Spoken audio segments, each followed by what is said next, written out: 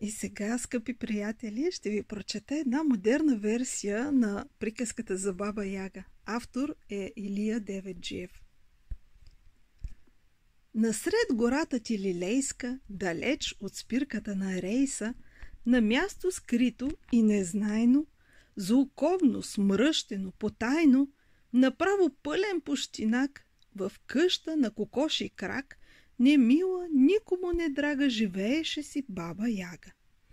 Веднъж нечакано писмо, като откъснато листо, направи двоен пирует и падна с марките напред пред Бабо Ягиния прак. Той сметки сигурно са пак. Тя с досада промърмори, с остър нокът го отвори и в миг в гората си разчу, че ще идва бабиното внуче.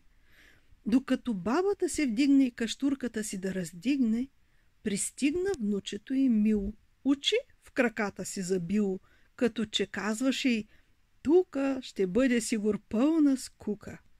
Ах, Баба Яга се засегна и всички горски сили впрегна да мислят някаква програма, та да избегнат срам и драма. Купчина приказни герой пристигна с номерата свои. Гала концерта се откри с хор на горски кикимори. Квартет прекрасни самодиви жонглираха с сини сливи.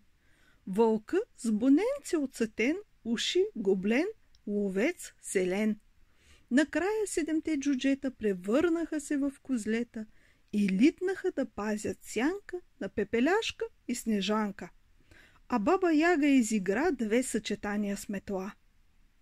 Но внучето й все се муси, не пожела дори да вкуси ни палачинка, ни салам, от кърпичката дай да ям. Капризно веждичка намръщи и рече твърдо: искам вкъщи. Тогас в този тъжен периметър ухилен цъфна хитър Петър. Прегърна малкото човече и утешително му рече: аз знам какво не ти е вред. Тука няма интернет.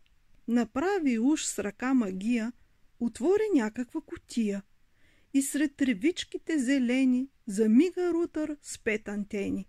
Тогава плисна си навред най-първокласен интернет.